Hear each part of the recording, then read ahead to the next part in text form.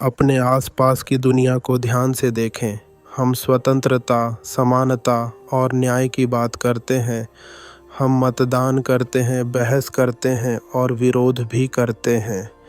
लेकिन इस सारे शोर के बीच एक शांत सवाल बना रहता है। वास्तव में सत्ता की बागडोर किसके पास है?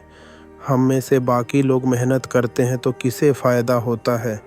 पूरे इतिहास में दार्शनिकों ने इस प्रश्न के साथ संघर्ष किया है। इसका सामना करने वाले सबसे तेज दिमागों में से एक अरस्तू थे। फिर भी उनके काम में एक चेतावनी है जिसे हम अपने लोकतंत्र और अंतहीन जानकारी के युग में भूल गए हैं। अरस्तू केवल तानाशाहों या तानाशाहों से नहीं डरते थे। उनकी सबसे गहरी चिंता एक अधिक छिपा हुआ खतरा था, शक्ति का एक रूप जो सम्मान और प्रभाव में खुद को ढकता है, फिर भी पर्दे के पीछे से सब कुछ नियंत्रित करता है। इस शक्ति को अल्पजनतंत्र के रूप में जाना जाता है जो कुछ लोगों द्वारा शासन करता है। आज हम अरस्तू की कालातीत चेतावनी को खोलेंगे। हम यह पता लगाएंगे कि कैसे अल्पजनतंत्र अतीत का अवशेष नहीं है, बल्कि आधुनिक समाज में एक जीवित सांस लेने वाली शक्ति है। और सबसे महत्वपूर्ण बात, हम पूछेंगे इसका हमारे लिए क्या अर्थ है, हम इसे कैसे पहचान सकते हैं और क्या हम बहुत देर होने से पहले वास्तविक लोकतंत्र को पुनः प्राप्त कर सकते हैं। जब हम सरकार के बारे में सोचते हैं तो बातचीत अक्सर सरल हो जाती है। लोकतंत्र बनाम तानाशाही, स्वतंत्रता बनाम उत्पीड़न। लेकिन अरस्तू ने कहीं अधिक जटिल नृत्य देखा। उन्होंने राजनीतिक शक्ति को एक चक्र, उत्थान और पतन की एक लय के रूप में वर्णित किया जो इतिहास में दोहराया जाता है। राजा तानाशाह बन जाते हैं, कुलीन वर्ग बन जाते हैं। लोकतंत्र अराजकता में बदल सकता है। वास्तविक खतरा घोर अत्याचार में नहीं है, बल्कि एक छोटे अभिजात वर्ग, कुलीन वर्गों द्वारा सत्ता के शांत समेकन में है, जो तलवारों से नहीं बल्कि धन, प्रभाव और संस्थानों पर नियंत्रण के साथ शासन करते हैं। तानाशाहों के विपरीत कुलीन वर्गों को अपने शासन की घोषणा करने की आवश्यकता नहीं है। वे नौकरशाही, कानून और संस्कृति की परतों के पीछे छिप जाते हैं।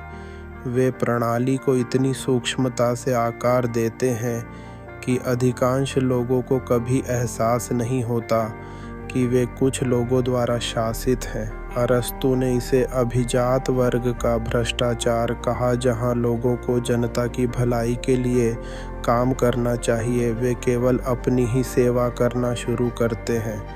वर्तमान में तेजी से आगे बढ़ना और अल्पजनतंत्र केवल प्राचीन दर्शन नहीं है, यह हमारी वास्तविकता है। निगमों को लें। जब कोई कंपनी लोगों पर लाभ को प्राथमिकता देती है तो हम केवल एक व्यवसाय को विफल होते हुए नहीं देखते हैं, हम शक्ति संरचनाओं को देखते हैं जो अरस्तू की चेतावनियों को प्रतिध्वनित करते हैं। याद कीजिए, जब एक प्रमुख एयरलाइन ने सुरक्षा पर लागत में कटौती को प्राथमिकता दी थी, जिससे दुखद दुर्घटनाएं हुईं, या जब दवा कंपनियों ने आक्रामक रूप से नशे की लत वाली दवाओं का विपणन किया, जिससे सार्वजनिक स्वास्थ्य संकट बढ़ गए। ये अलग अलग घटनाएं नहीं हैं, वे एक ऐसी प्रणाली के लक्षण हैं जहां धन वाले लोग जिम्मेदारी को दरकिनार कर सकते हैं और अपना प्रभुत्व बनाए रख सकते हैं। हमारी रक्षा करने वाले संस्थान, नियामक, कानून निर्माता, अदालतें अक्सर शक्तिशाली लोगों के लिए उपकरण बन जाते हैं। लॉबिस्ट कानून बनाते हैं, अभियान दान पहुंच खरीदते हैं। नतीजा, कानून जो अमीर और शक्तिशाली लोगों के पक्ष में होते हैं, जबकि आम लोग इसके परिणाम भुगतते हैं। यह षड्यंत्र नहीं है, यह एक संरचनात्मक समस्या है जिसका सावधानीपूर्वक अध्ययन और दस्तावेजीकरण किया गया है। धन का केंद्रीकरण सीधे राजनीतिक शक्ति के केंद्रीकरण में बदल जाता है। यदि यह सच है तो अगला सवाल यह है, हम में से बहुत से लोग इस प्रणाली को क्यों स्वीकार करते हैं या इसका बचाव भी करते हैं। मनोवैज्ञानिकों ने मानव स्वभाव के बारे में एक गहरी सच्चाई का खुलासा किया है। हमें यह विश्वास करने की गहरी मनोवैज्ञानिक आवश्यकता है कि दुनिया निष्पक्ष और न्यायपूर्ण है। इसे प्रणाली औचित्य के रूप में जाना जाता है, यहाँ तक कि जब अन्याय के स्पष्ट साक्ष्य का सामना करना पड़ता है तब भी कई लोग उन मान्यताओं से चिपके रहते हैं जो यथास्थिति को सही ठहराती हैं। अध्ययनों से पता चलता है कि जो लोग आर्थिक कठिनाई का अनुभव करते हैं वे अक्सर उन लोगों की तुलना में असमानता को अधिक मजबूती से तर्कसंगत बनाते हैं जो बेहतर स्थिति में हैं। क्यों? क्योंकि यह स्वीकार करना कि व्यवस्था टूटी हुई है, इसका मतलब ये स्वीकार करना है कि वे फंस गए हैं और यह मनोवैज्ञानिक रूप से असहनीय है। हम कहानियाँ बनाते हैं, अगर वे सफल होते हैं तो मैं भी कर सकता हूँ, या कड़ी मेहनत का हमेशा फल मिलता है। ये कहानियाँ हमें आशान्वित रखती हैं, लेकिन हमें प्रणालीगत समस्याओं से अंधा भी कर सकती हैं, जो आर्थिक वास्तविकताओं से विचलित करती हैं। सामाजिक मुद्दे सुर्खियों में रहते हैं, जबकि धन की असमानता नई ऊंचाइयों पर पहुंचती है। यह रणनीति अभिजात वर्ग को सुरक्षित रखती है। यह संभावित सहयोगियों को विरोधी में बदल देता है और व्यवस्था के अस्तित्व को सुनिश्चित करता है। यह क्यों मायने रखता है? क्योंकि अरस्तू का मानना था कि मध्यम वर्ग एक स्वस्थ राजनीतिक समुदाय की रीढ़ है। मध्यम वर्ग इतना बड़ा है कि वह धन और गरीबी की चरम सीमाओं को संतुलित कर सकता है। उनके पास भ्रष्टाचार का विरोध करने के लिए पर्याप्त संसाधन हैं और समाज में आम भलाई की देखभाल करने के लिए पर्याप्त हिस्सेदारी है। लेकिन क्या होता है जब मध्यम वर्ग सिकुड़ जाता है?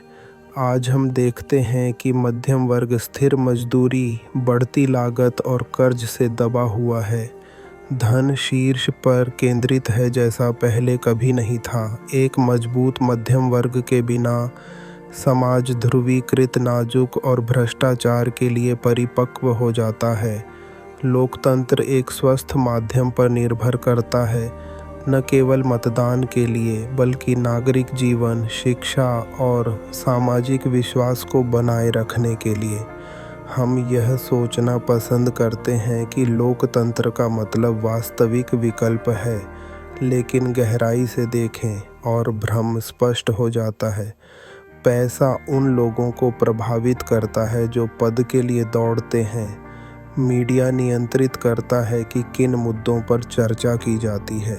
एल्गोरिदम ये निर्धारित करते हैं कि हम क्या देखते और सुनते हैं।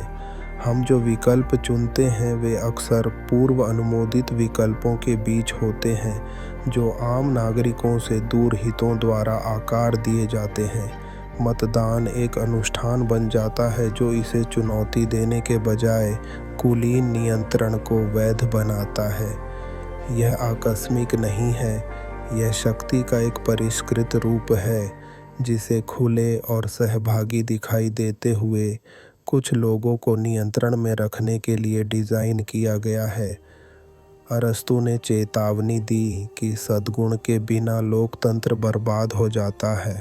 कानून महत्वपूर्ण हैं, लेकिन वे समाज को बांधने वाले नैतिक ताने बाने की जगह नहीं ले सकते।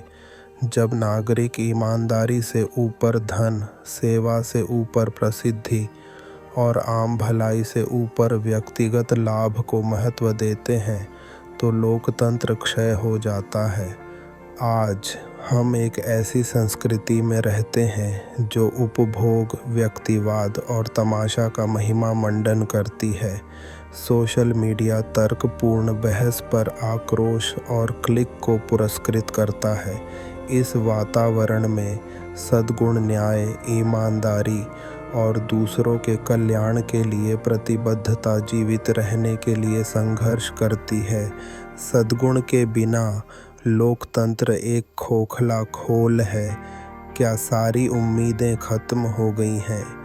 अरस्तू ने ऐसा नहीं सोचा होगा और न ही हमें ऐसा करना चाहिए।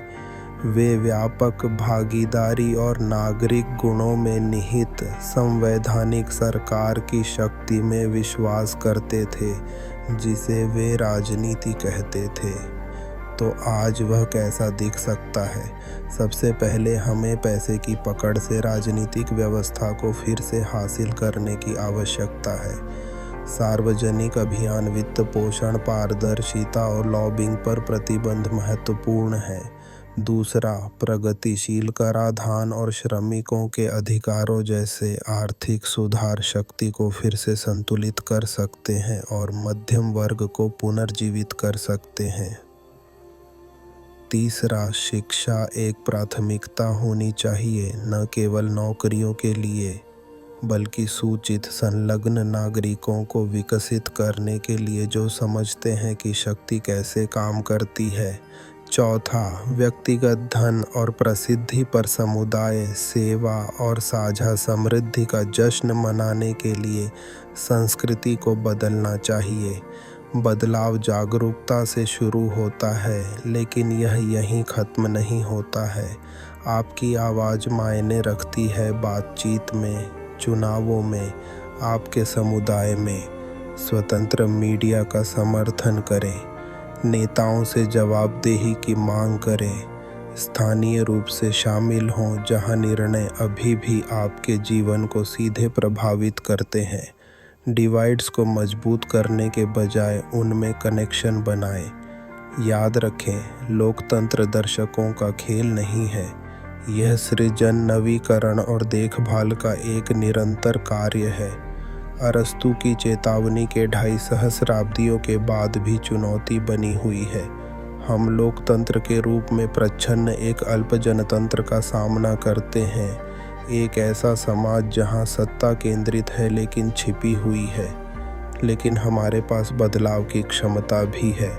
शक्ति की वास्तविक प्रकृति को पहचान कर, विभाजन और उदासीनता को चुनौती देकर, पुण्य और समुदाय के प्रति फिर से प्रतिबद्ध होकर हम अपने भविष्य को फिर से आकार दे सकते हैं।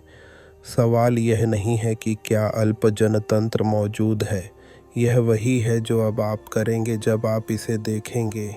क्या आप एक निष्क्रिय पर्यवेक्षक बने रहेंगे या एक ऐसे समाज के पुनर्निर्माण में एक सक्रिय भागीदार बनेंगे जहां शक्ति केवल कुछ लोगों की नहीं बल्कि सभी की सेवा करती है?